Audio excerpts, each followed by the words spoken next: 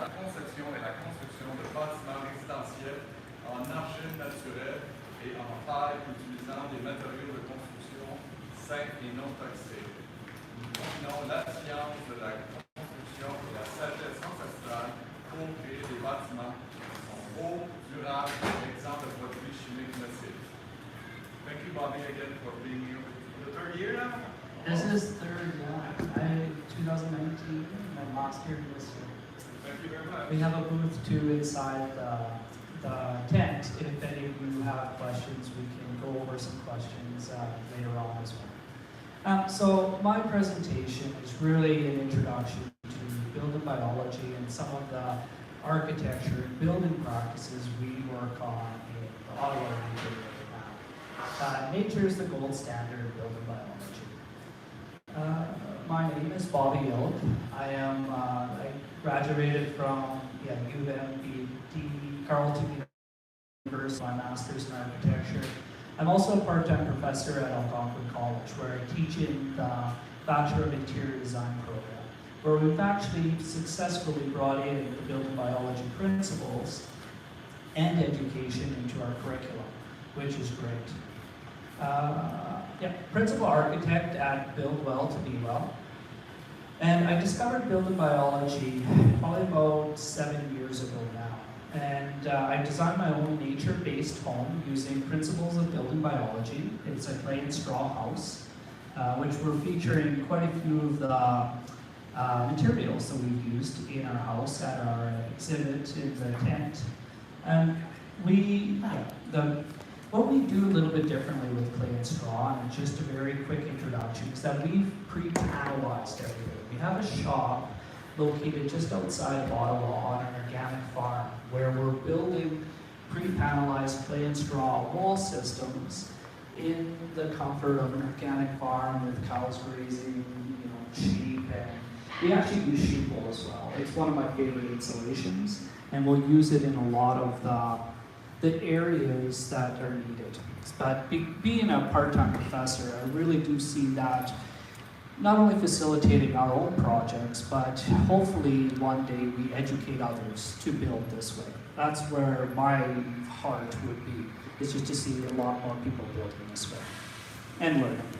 So we're continuing to evolve that panel system, and we're at another stage. We're drying our panels right now in a greenhouse, which we will be also growing food in over courses of time, and kind of a stage of trying to look at the agriculture yet building industry and see how the two can collaborate.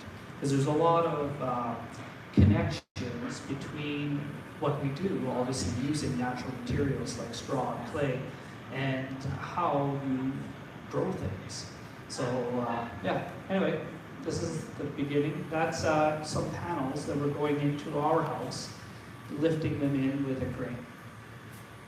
So building biology recognizes nature is the gold standard for a healthy human environment and the ultimate model for perpetual ecological balance. So in other words, what is truly healthy for us will also be healthy for the environment. And that's pretty much the base principle that I do everything in our practice on. So it is one of the first, or supposedly the first ecological building movement. It was created in Europe around the end of World War II. After World War II, there was an influx of new buildings going up through Europe. And a lot of specialists in the field were realizing that the new buildings were causing illnesses to the individuals living inside. And for whatever reason, the buildings that were ancient and were there before, people weren't having the same reactions. So they started looking, and it was a collection of architects, planners, scientists, medical professionals, people from all different trades coming together to try to figure out why people were getting sick in the new buildings. So there's 25 design principles that started back in about the 1960s. They have evolved slightly to incorporate more of our contemporary concerns in the building industry. But nevertheless, they have stayed relatively the same. So a lot of people, when they approach me, they ask me about energy efficiency. And yes, that is one of our components, but I have 25 environmental components that I really, really stress on. And I think they're all equally important. So the first is verify that the site is free of naturally occurring health hazards. What you see here is a cancerous growth on a tree.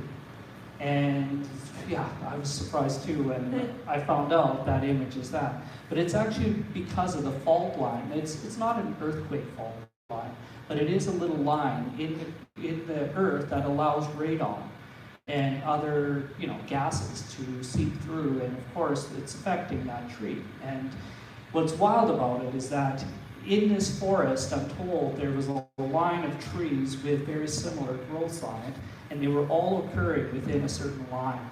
And yeah, you can measure these type of frequencies and these different measuring elements, and that was it. And so a big part of it is make sure where you build is actually not going to cause harm. 2, dwellings. Place dwellings so occupants are undisturbed by sources of man-made air, soil, water, noise, and electrical pollution. Very difficult to do in the city, but nevertheless, I think that is a big part of where we are and how we work within it. I'm a big proponent of low-rise rather than high-rise building, and I think that can achieve density if we rethink some of our urban settings. But it does cut down a lot of air, noise, and electrical pollution because of it. 3, place dwellings in well-planned communities that provide ample access to fresh air, sunshine, and nature. What you see there in the image is a planned community in Santa Fe that I actually had the pleasure of visiting during my building biology education. And it's pretty wild. Like, it's really dense. But from that photo, you would just think it's a series of gardens. So everyone parks outside of the planned community, everyone walks in, and it's a really natural setting as to where everyone lives. But it is one aspect of living with density and still containing a community. 4, plan homes and developments considering the needs of the community, family, and individuals of all ages. It took me a long time to understand the importance of this. I think from an environmental perspective, community is probably the most important. And it took me a very long time to realize just how disassociated communities have become. And I think it will take a community to help us get further along from an environmental perspective. And understanding how we do that in our cities, I think, are quite critical, because we've gotten far away. And community all comes to scale, and that is something I'm finding we are largely getting away from. Everything's out of a human scale, for better or worse. 5, use natural, unadulterated building materials. What you see there is sprouting walls. This is what we built our house out of, clay and straw. And during the process, and I'll give you an example, a 4-foot by 8-foot wall panel, we add 200 gallons of water to that wall system while we build it. That's an intense amount of water. It's more water than the size of that wall in itself. So it takes a bit of time to dry, but if you're patient with the drying process, once it's fully dry, it can take in another 200 gallons of water and successfully dry itself out again. And clay is the reason these walls lasted, hundreds of years in all parts of the world, a lot of northern climates. And continue to. So the sprouting you see there, of course, is because of the amount of water that goes into that wall. The seeds in the straw sprout, but what's nice about that is those roots are helping that wall dry. And when those little sprouts start to shrivel up, then you know your wall system is dry. So it's a big part of the building process. Yeah, it's pretty wild to see your wall grow. Allow natural self-regulation of indoor air humidity using hygroscopic humidity buffering building materials. So hygroscopic is a building science term that tells you how materials take on water. Wood is very hygroscopic. If you have untreated wood, it can control a lot of humidity inside of the interior. Clay has about 10 times the water capabilities, and that's largely because clay is always thirsty. So whenever moisture gets into that wall system, and it will, like water travels in and out of that wall, but the clay soaks it all up because it's always thirsty, it can't drink enough water, and the straw or the wood or whatever else is inside that wall remains dry. So there's this biological process that happens when everything dries, and it's similar to fermenting. And at the molecular structure, the clay binds itself to all the molecules of the wood and straw that are in that wall system. And it's largely the protector, if you will, of moisture inside the wall. Assure low total moisture content and rapid desiccation of wet construction processes in new buildings. So if you are using any kind of wet construction, make sure it's dry before you finish it. This is a very common one in basements. Excuse me. In basements, we have so much moisture, and the concrete needs ample time to properly dry out. In a lot of cases, we actually put in, walls and everything else and close things way too early in the construction process. The CMHC will actually recommend you air out and dry out your house with humidifiers running for 6 months after construction is complete before you move in. But I guarantee you that's not the case in any conventional building. So the prefab system really helps us monitor this, because then we can dry things in a very natural way under a greenhouse using solar energy and cross ventilation.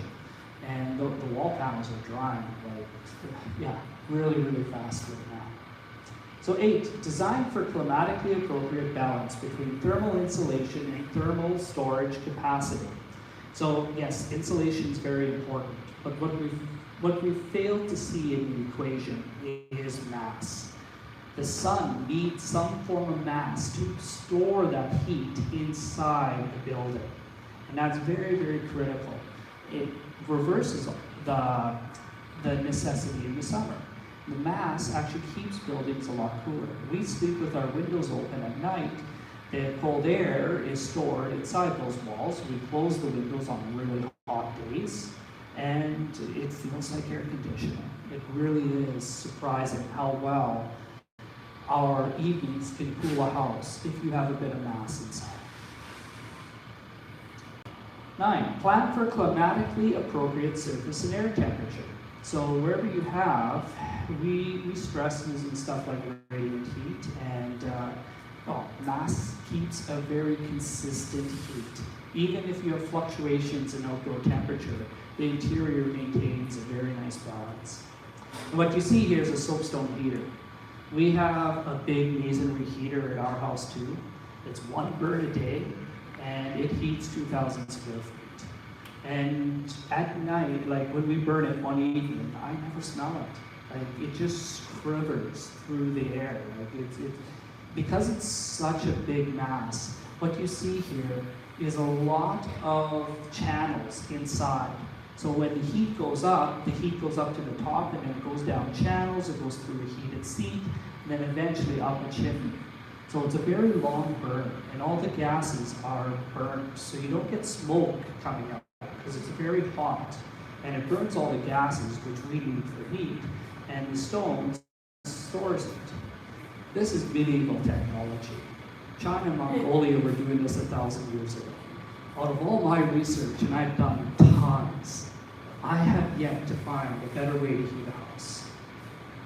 Again, scale. How do you heat a 30-story building? Not with this, unfortunately. And if we bring things down to a more sustainable size, it is much easier to heat and cool. And I think that's part of the equation.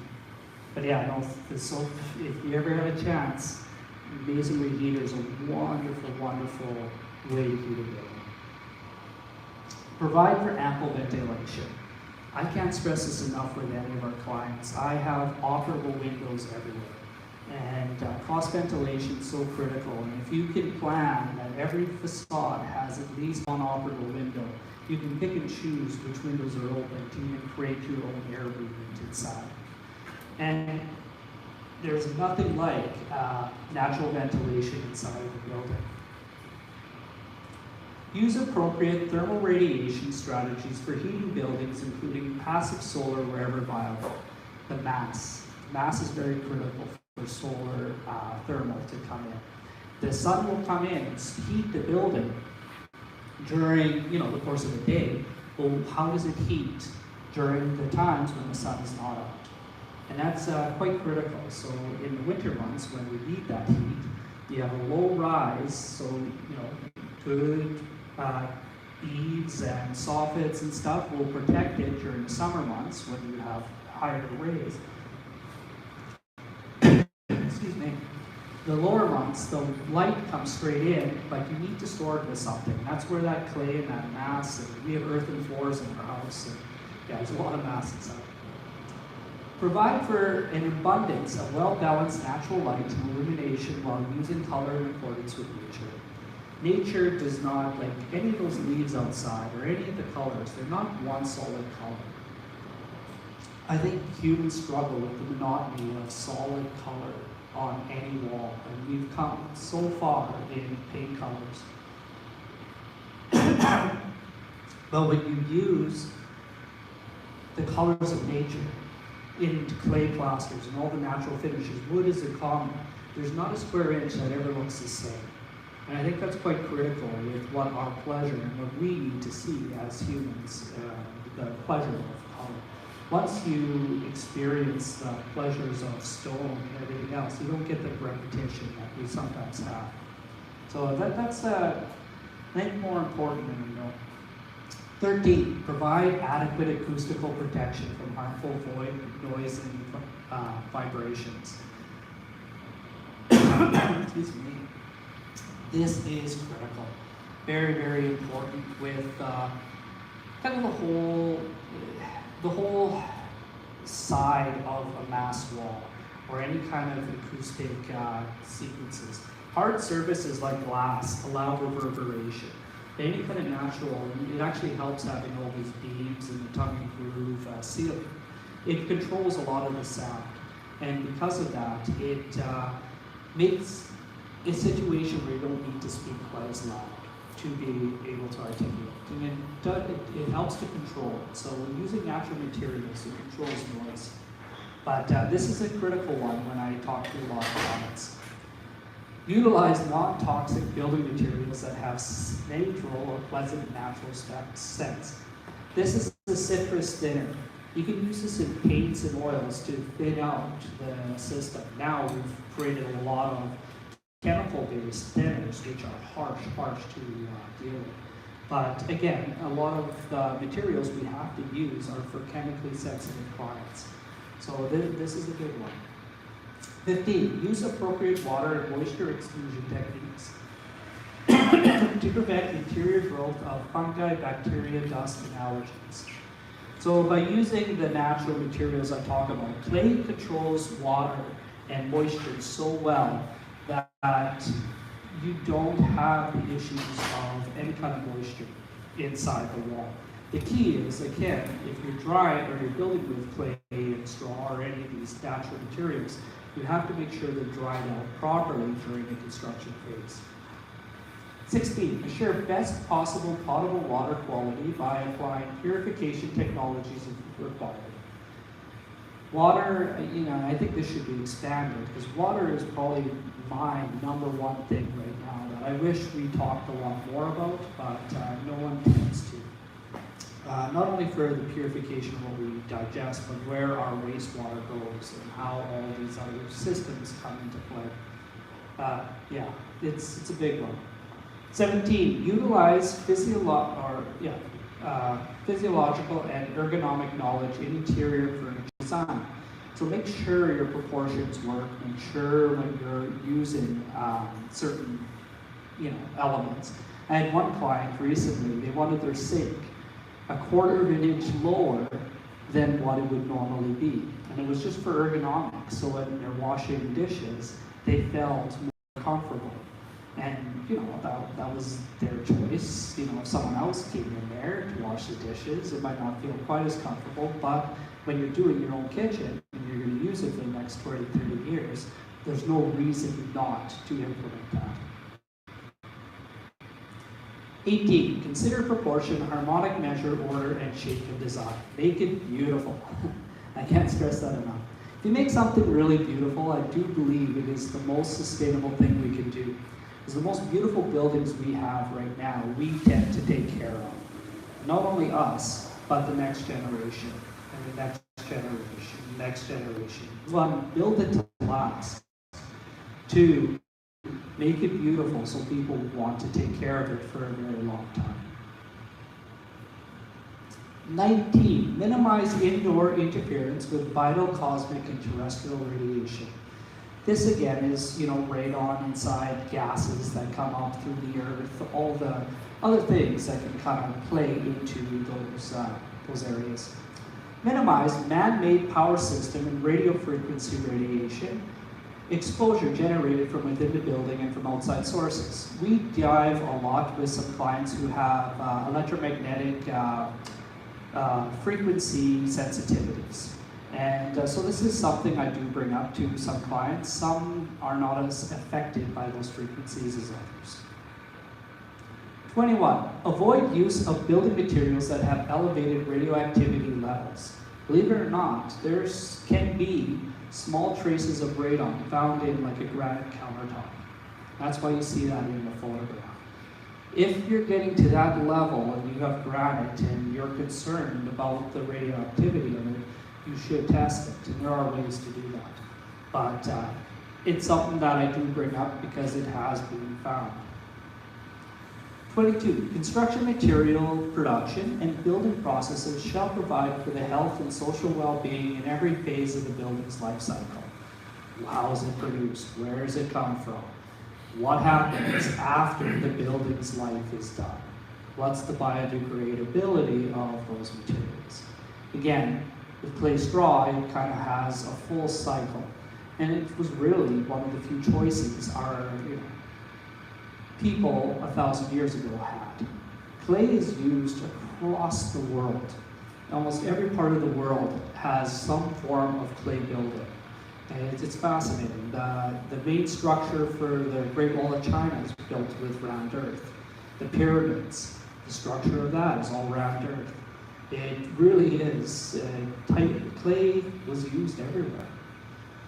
So avoid the use of building materials that deplete irreplaceable natural resources or are being harvested in an unsustainable manner.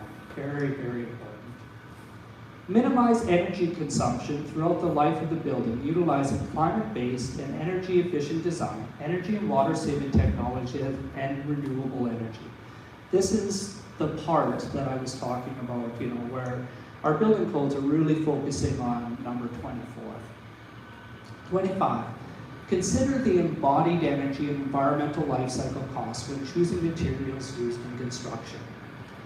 And that is a big one. The whole purpose of creating more energy efficient buildings is to have a smaller carbon footprint.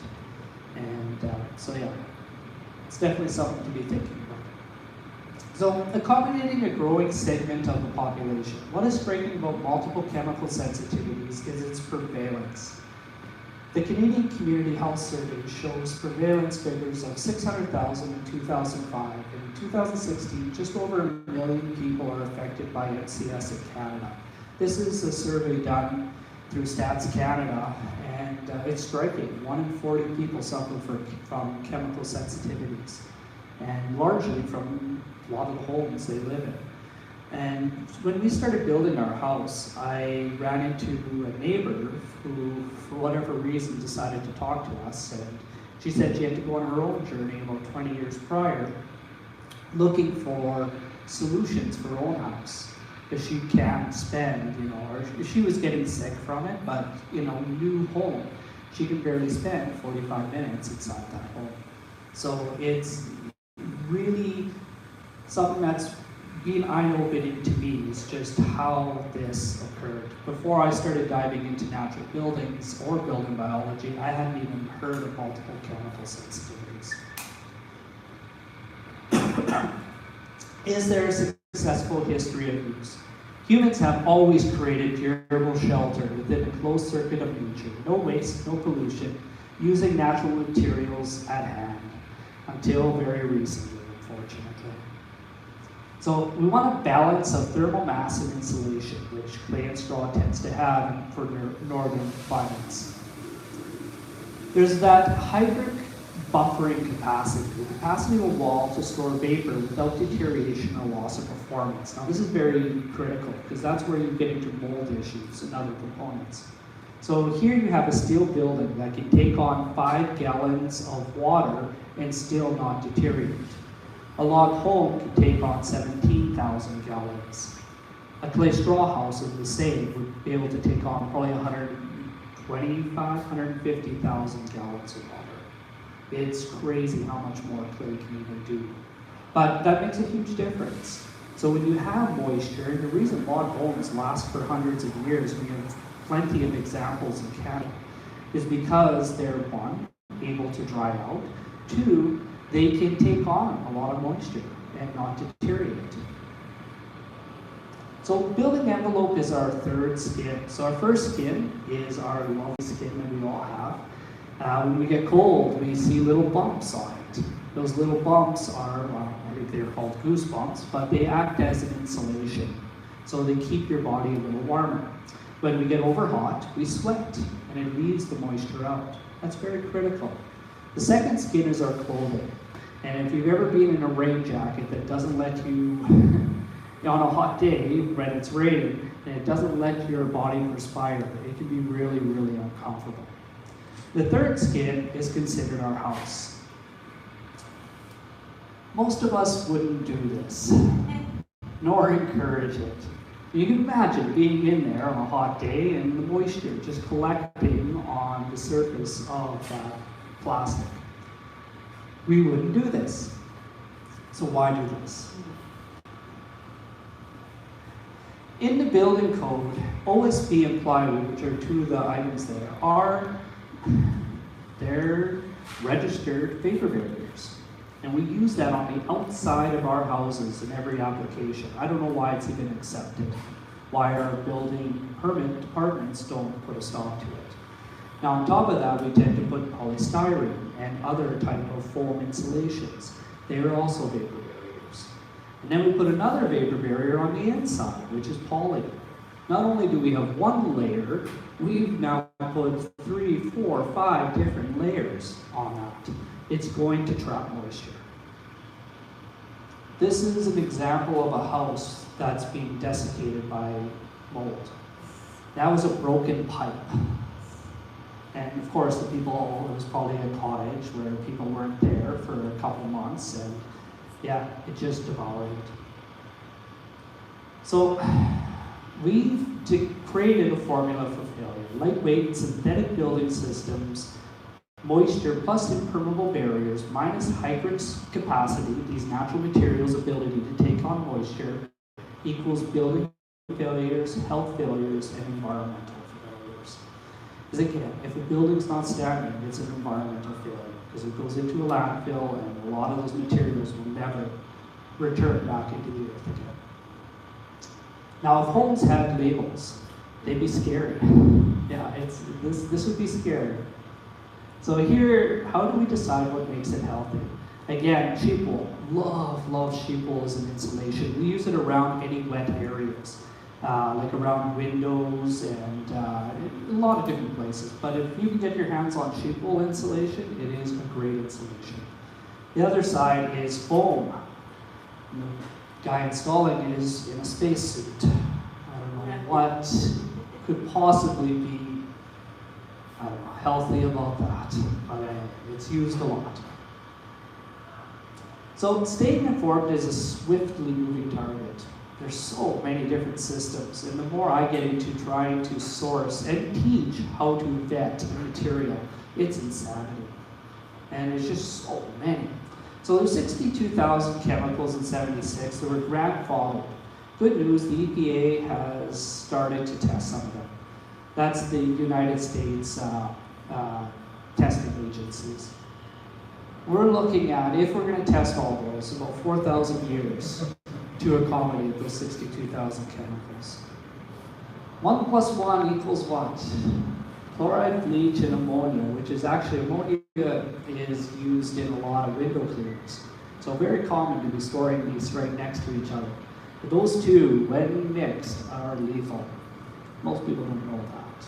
But yeah, no, there's so much. But that's only two. We're exposed to probably 1,000 chemicals on a daily basis. So what's 1 plus those other 1,000? We have no idea, nor could we ever hope to have any idea of what those combinations could exist. And then when you put genetics in the middle of it, well, then it's a whole other part of the ballgame. So our philosophy, just don't use them. Making sense of chemicals for a non-chemist. We have accessed Pandora's box. So the 85,000 plus, it's probably 100,000 now, man-made chemicals approved for commerce derived from roughly 88 of the elements found in the periodic table.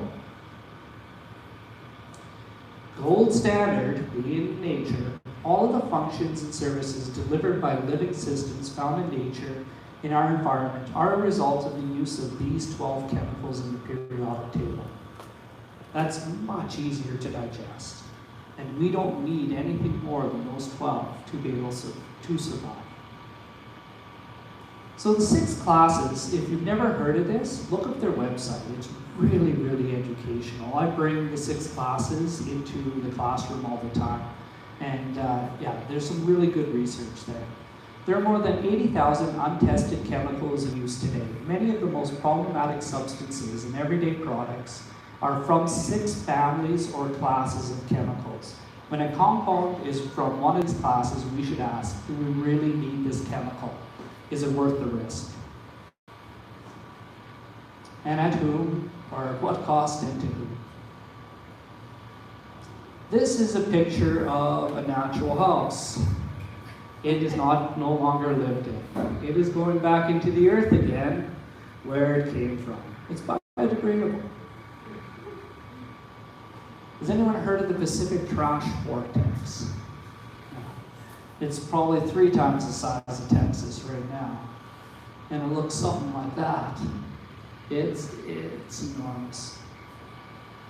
So green or eco-efficient design is insufficient because it misses the real potential that arises out of the human presence on the planet. The possibility of organizing human activities so that they continually feed and are fed by the living systems within which they occur. It is not enough to aspire to mitigate the effects of human activity. People need to take their place again as a part of nature. Again, yeah, that's probably our base principle and why we build with the materials we do. And our education mission, don't compromise on your nest. Like poor duck. So this is a picture of our house. It was featured in La Maison, which is wonderful. We have an exhibit in the fence, or in the tent, which you can come and see a lot of those materials. Applying building biology principles. Toxin-free, first do no harm. We don't specify materials that off-gas. A home will be successful to the degree that natural unprocessed building materials are used to create it. 100%. Now that I've seen my house and the way it works, it's pretty phenomenal. These are the sprouts on our walls. This is our house. We left it exposed for 3 seasons. Yeah, 3 winters. I had to see it for myself. My mentor, if you will, EcoNest, Robert Laporte, came and told me, yeah, it will be fine. Because I was stressed out. I wanted to plaster the bloody thing before the winter. It's like, I'm not spending all this money and not have it plastered. He told me it'll be fine. So I trusted him, because why not?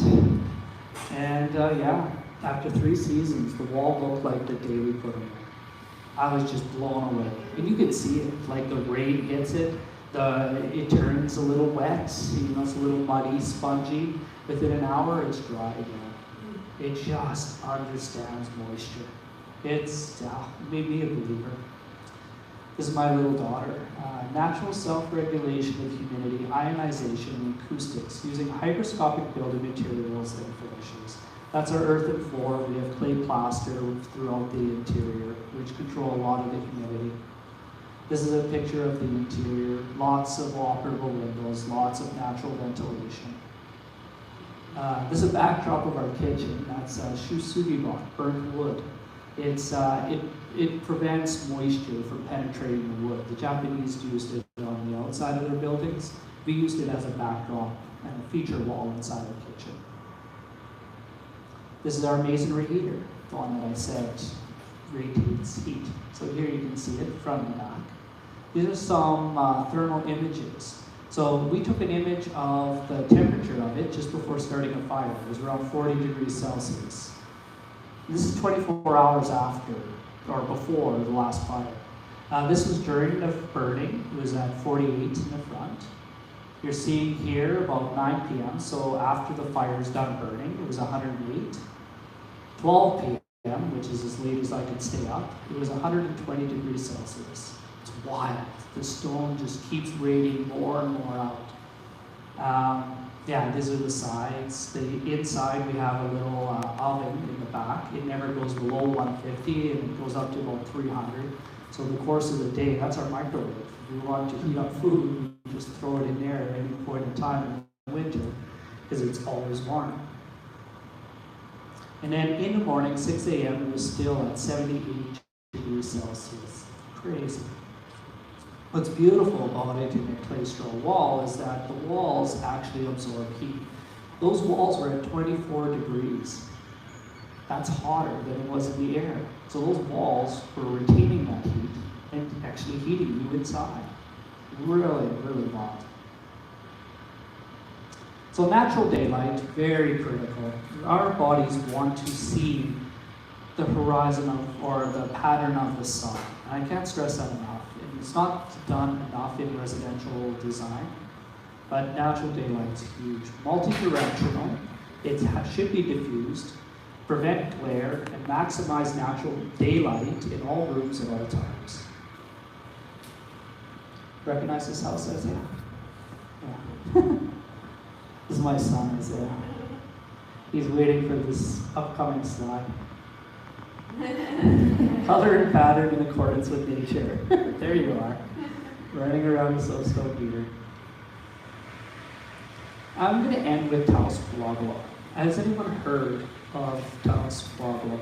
It's like a First Nation in New Mexico. It is the oldest continuously inhabited community in North America. It's well over 1,000 years old. It is made of clay and straw, adobe bricks, to be exact. These are photos of the outside. You can see the straw little flakes in here, mixed with all the clay. The community comes together once a year for a weekend to fix the plaster on their walls. It's wild. This has lasted 1,000 years with the community coming together. And I was there in January. It's 9,000 feet above sea level. So it's a World Heritage Site. Taos elevation, 2,000 meters above sea level, which is really high and really cold in winter. It's over 1,000 years old, continuously inhabited. Adobe construction, mixture of clay, water, and straw, poured into forms and sun-dried bricks. Clay plaster exterior, and no plastics in these buildings. If you put plastic on any of these buildings, it would make them deteriorate probably in about a 5-year span. So that's a big rule. No plastics. You can't use plastics in natural buildings, including log homes. That's really Taos Pueblo. It's a really spiritual place. Yeah.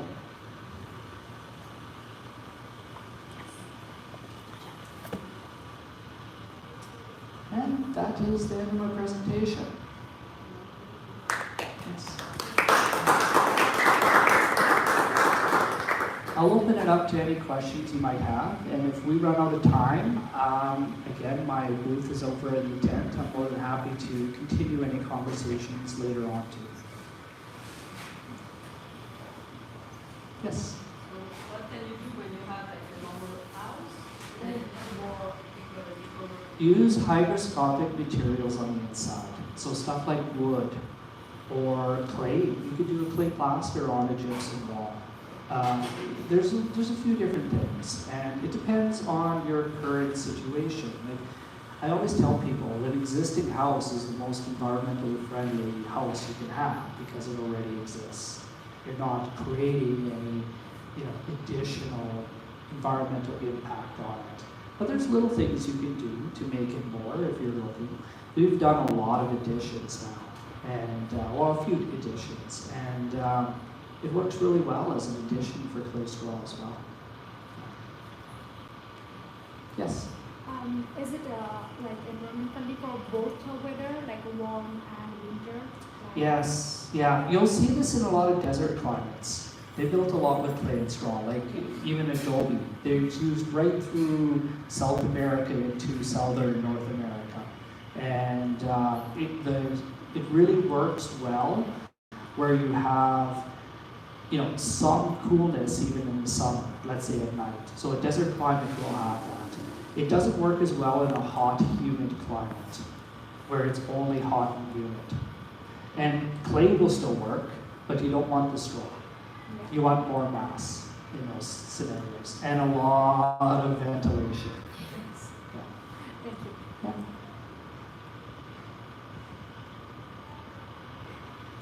Other questions? Yeah. How many have you built around here? We've done 5 houses now after ours. Yeah, we have 2 planned for next year, and another one that we're starting this fall.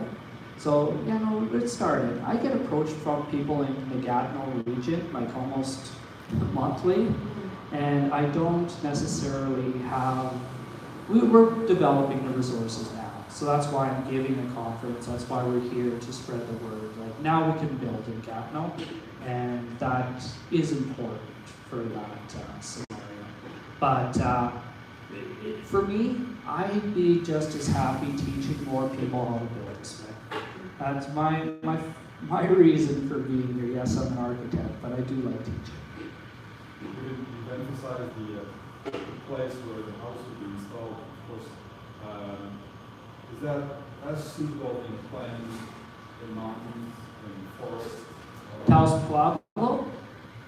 No, just suitable in all various areas. Clay and straw originated in Northern Europe and Northern Asia. So Russia, Mongolia, China, and then all the way through Northern Europe. And that's where it really stems from. So it was cold climate, moved into some desert climates. And for the most part, it's very, very good for our conditions. I've been living in my house now for 5 years, and it is probably the most comfortable building I could ever hope to be Very living in. versatile in terms of terrain. In the summer, it keeps it cool. I don't believe in air conditioning. In the summer, we use our masonry heater, and it's wild how well that medieval technology works. Yes. Oh. Can you give a range of price for like a 1,000 feet house? Our average cost now is probably somewhere between $250 and $300 a square foot. And finishes are the most difficult thing to put a price on. Some clients will want soapstone. Other clients will be happy with hardwood.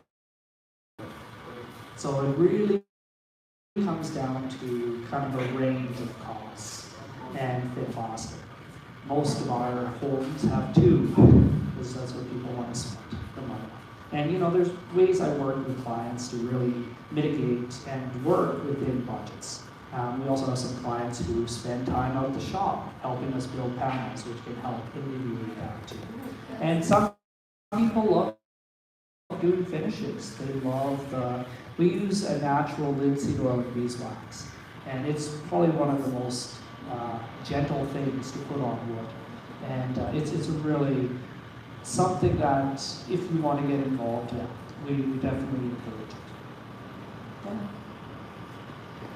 So how much does it cost approximately to heat the house for the winter? 2,200 square foot house? I harvest most of my wood, so it's a few $100s. Yeah, we don't. We have floors, like heated floors, but I don't turn them on because they're not nearly as comfortable as I'm using the heater. Now, once you have the heater going, you never want them off. Isaiah, do you like the heated seat? Yeah. Every morning, the kids are right on the heated seat, and it's where you go because you're drawn to the heat. And do you recommend triple pane windows? Not in our house, no. They're open 4 or 5 months of the year, so I don't see.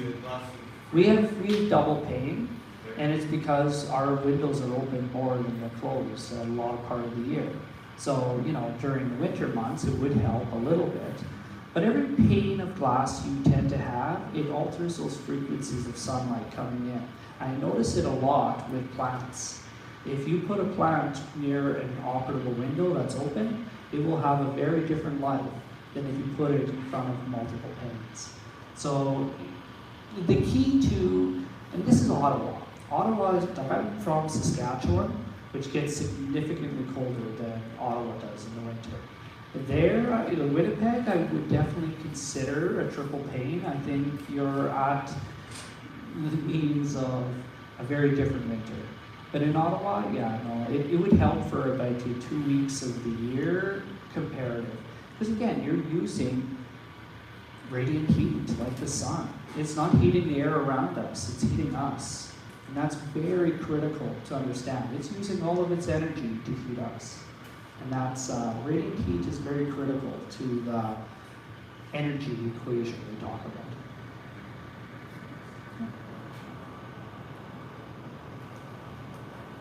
Other questions?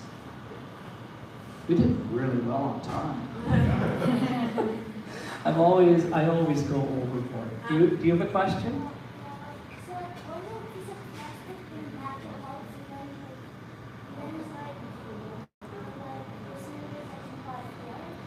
No. Did everyone hear his question? It was a very good question. If you put a piece of plastic in a natural house, in a natural wall, will it disintegrate in 5 years? Unfortunately not. What will disintegrate is the wall itself, the straw and the clay and all those parts.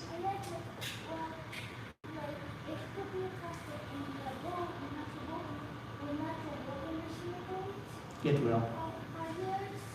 Potentially, yes. If you wrap the whole thing with it. So we actually have to give instruction manuals to, I think every house should have an instruction manual with it. They're complicated things. And so we give an instruction manual with all our homes so people know not to do certain things. Because that is the longevity of the building is education. Yes? There are community of builders of this type of houses. Well, I guess Oh gosh, there is. It's a small community. And I really realized how small it was when we did our plastering. No one wanted to travel anymore, and it was really tricky to find people to come to plaster our house. So I had to house them and everything else. So I at this point, I know we have to tackle everything, and because we've done it from foundation all the way up, it's there. So it will grow though.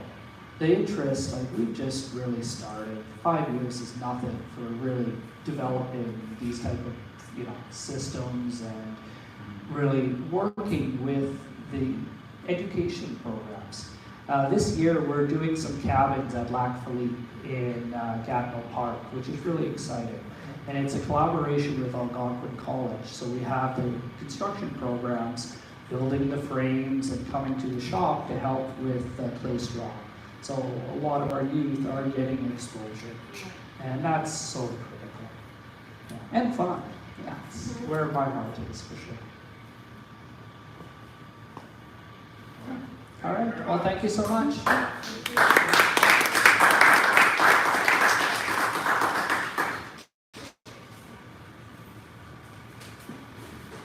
If anyone has any more questions, again, I'm in the tent, so. You have lots of questions, don't you?